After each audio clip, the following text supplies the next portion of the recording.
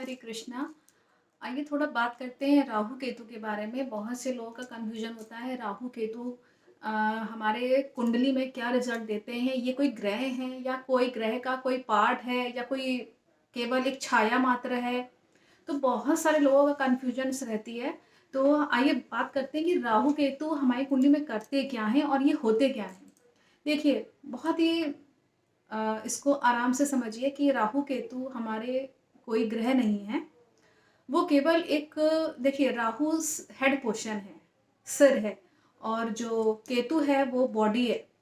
तो तो वो जो बॉडी है और जो सर है वो दोनों हम सब जानते हैं उसके क्या कथा रही है। कथा के बारे में फिर कभी बता देंगे कि कैसे जो है वो इन दोनों का विच्छेदन हुआ था बॉडी का, राहु एक मतलब केतु का, और कैसे ये हुए थे कि है तो ये असुर ही एक राक्षस है, और लेकिन इसकी बहुत बड़ा इंपॉर्टेंस हमारी कुंडली में रहता है, जबकि ये कोई ग्रह नहीं है, ये केवल छाया मात्र रहता है। ये ग्रह ना होने के बावजूद भी एक बहुत बड़ा इम्पैक्ट करता है। राहु हमारे कर्मों का फल है, केतु स्पिरिचुअलिटी के धार्मिक ग्रह हैं, प्लैनेट है। राहु माइंड में कंफ्यूजन क्रिएट करता है क्योंकि वो राक्षसी उसका दिमाग है और राक्षसी उसकी बुद्धि है। तो इसीलिए जहाँ पे वो राहु बैठेगा, जिस ग्रह में, जिस हाउस में, जिस घर में और जिस ग्रह के साथ बैठेगा, वहाँ पे वो उस ग्रह के लिए कोई ना कोई कन्फ्यूजन क्रिएट करेगा ही करेगा। दिमाग में बहुत सारी चीज़ें घूमेंगी, लेकिन जहाँ तक जो है वो अपने टारगेट पे नहीं पहुँच पाता, मतलब जो उसको करना है वो समझ नहीं पाता, और कन्फ्यूजन माइंड में बहुत आता है। अगर ये धन वाले योग में बैठ गया है, मान लीजिए आपका जो हाउस है जहाँ पे धन की, जहाँ से आपको धन प्राप्त होने की कोई आशंका या कोई होप हो रही है, कोई आशा है कि वहां से धन आएगा उस ग्रह के उस घर से जो आपका कुंडली में है, और वहां राहु बैठ गया है उस ग्रह के साथ, तो क्या होगा कि वहां पे धन आएगा तो, लेकिन धन जाएगा भी, और वो आप ऐसा खर्च करेंगे कि आपको पता ही नहीं चलेगा चुटकियों में कि वो आपके हाथ से कब निकल गया वो धन। मतलब ऐसा होता है कि खर्च होता चला जाता है पीठ पीछे, आपको पता नहीं चलता, आप अपनी कोई टाइम नहीं निकाल सकते कि हाँ आपकी सेविंग्स कितनी है या नोट डाउन करके रखेंगे, कुछ नहीं। आपको लगेगा हो रहा है, खर्च हो रहा है। तो ये सिचुएशन जो है वो राहु क्रिएट कर देते हैं। ये धन के मामले में हमने बताया। अगर ये संतान में बैठ गए हैं, मान लीजिए राहु जो आपके संतान वाला जहाँ योग बन रहा है, संतान वाला जो घर, पांचवा घर जिसको हम समझते हैं, फिर सेकंड हाउस जो आपका सातवां घर होता है पार्टनर का होता है, कहीं पे भी राहु अगर यहाँ बैठ गया है तो क्या होगा कि वहाँ पे या तो संतान होने में दिक्कत होगी, या अबॉर्शन हो जाते हैं, या कुछ भी गड़बड़ संतान को लेके हो सकती है। हो सकता है कि जन्म हो जाए बच्चे का और वहाँ पे उसकी कुछ अनहोनी हो जाए बच्चे के साथ। तो ये चीज़ होती है, या एक एज के बाद जो है वो बच्चा नहीं रहेगा, ऐसा होता है, ये राहु की वजह से होता है। और अगर पार्टनरशिप में या पार्टनर में या कहीं, मतलब आपके लाइफ पार्टनर के साथ कहीं ऐसा है कि राहु बैठ गया है वहाँ पे, तो क्या होगा, पार्टनर के साथ हमेशा लड़ाई झगड़ा बहुत ज़्यादा होगा, और यहाँ तक का अलग होने की भी सिचुएशन आ ही जाती है, इसमें कोई डाउट नहीं है। तो वहाँ वो टकराव बहुत ज़्यादा एक अधिक, ऐसा तो आम एक झगड़े होते हैं पति पत्नी के बीच में, लेकिन बिल्कुल मतलब अलग हो जाए, मतलब फीलिंग ही आ जाए अंदर से कि ये से छोड़ दो पार्टनर को, तो ये राहु के खराब दशा में हो जाता है। राहु तब भी बहुत ज़्यादा खराब हो जाते हैं, या शनि जिसकी हम बात करते हैं, लोगों को शायद पता नहीं होगा, ये जो आप नॉनवेज खाते हैं या वाइन ले रहे हैं या एग खा रहे हैं, क्योंकि ये घोर तामसिक है, इसको खाने से भी शनि और राहु अगर मान लीजिए कुछ अच्छा रिजल्ट भी देने वाले होंगे तो वो नहीं देंगे। तो घर का शनि तो जाएगा ही जाएगा, राहु तो वैसे ही कुपित हो जाएंगे, राहु तो आप वैसे ही आप राक्षस प्रवृत्ति के बुद्धि है, तो वो तो और ही बिल्कुल खराब कर देगा। मारपीट तक पे घर पे स्त्रियों के साथ होने लगती है, कभी कभी पुरुषों के साथ भी मारपीट हो जाती है। मतलब पार्टनर जो आपका है उसके संग बहुत ज़्यादा खराब सिचुएशन देखने को मिलती है। और अगर हम, ये तो हमने एक छोटा सा राहु की बात कर ली कि राहु एक्चुअली में है क्या और इसका क्या मतलब इम्पैक्ट है आपके कुंडली में, ये तो हमने इसकी बात कर ली। लेकिन अब हम आते हैं केतु पे। तो केतु इन जनरल जो है स्पिरिचुअलिटी प्लैनेट है, हम सब जानते हैं। तो जो भी आपकी स्पिरिचुअल एक्टिविटीज़ हैं, मान लीजिए आपका केतु बहुत अच्छा है, गुड रिजल्ट्स देने वाला है, तो आप बहुत ही स्पिरिचुअल होंगे, हर वक़्त भगवान के बारे में ही बातें करते रहेंगे और आपका रुझान एस्ट्रोलॉजी की तरफ बहुत, क्योंकि एस्ट्रोलॉजी या रेकी जो लोग करते हैं, पॉजिटिव जो वाइब्स होती हैं उनके अंदर, वो बहुत ज़्यादा होती हैं और वो रेकी करना भी ऐसे लोग जानते हैं, क्योंकि उनका केतु अच्छा है, वो स्पिरिचुअल मतलब गॉड से कनेक्टेड है।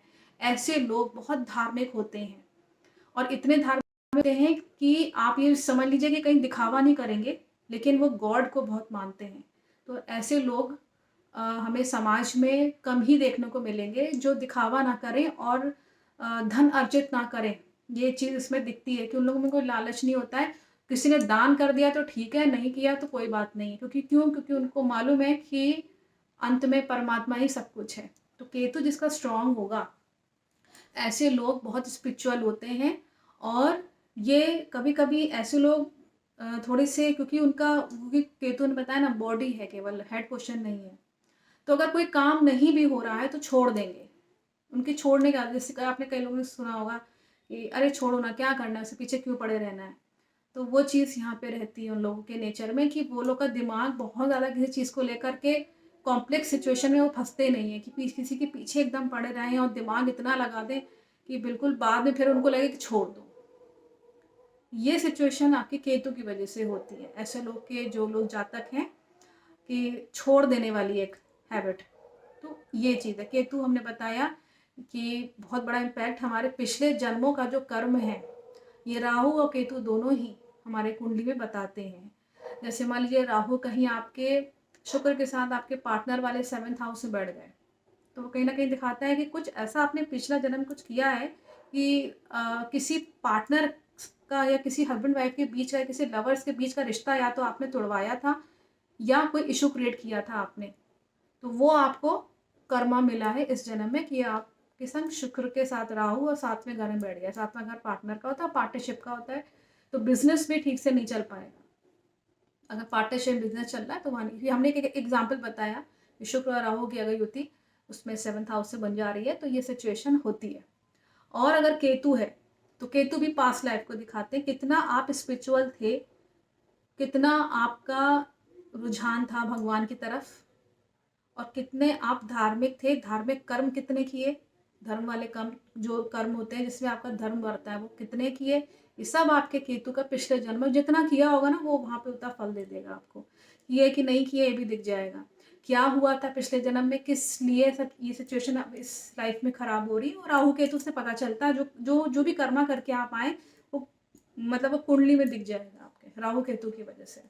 क्योंकि बाकी सब ग्रहों का तो ये होता है ना कि जैसे कि वो आप कहीं भी उनको बैठा दीजिए, सपोज कोई भी ग्रह हैं वो कुंडली के चार्ट पे हैं, लेकिन राहु केतु जो है वो सिचुएशन ऐसी बनाते हैं कि वो जो आप वर्ड सुनते हैं ना, रिट्रोग्रेड हो जाता है या ग्रह कमज़ोर पड़ गया है, ग्रह अच्छा तो है लेकिन राहु की वजह से खराब हो गया, या केतु की वजह से जो है बिल्कुल वैरागी हो जाएंगे।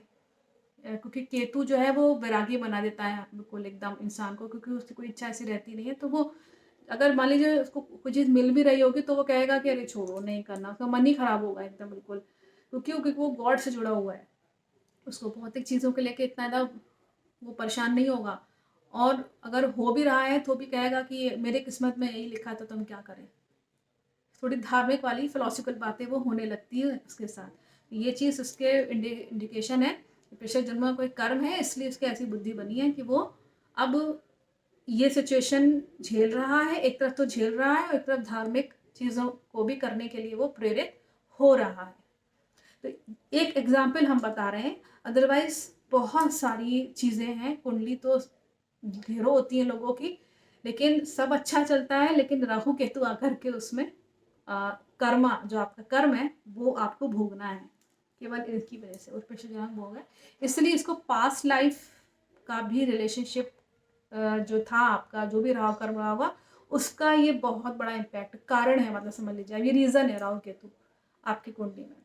तो मुझे लगता है कि आपको बहुत क्लियर हुआ होगा, हमने कुछ डिस्कस किया तो आपको समझ में आया होगा कि ये है क्या, और इनकी युति जो जब बनती है किसी ग्रह के साथ राहु केतु की, तो कैसे चीज़ें बदलती हैं, चेंजेस कैसे आते हैं कुंडली में, क्यों आते हैं, वो सब मुझे लगता है आपको समझ में आएगा। और किन चीज़ों पे आप डिस्कस करना चाहते हैं, ताकि हम क्लियर कर सकें कि आपको किन-किन चीज़ों में, किन-किन क्षेत्र में, किन-किन टॉपिक्स पे क्लैरिफ़िकेशन चाहिए।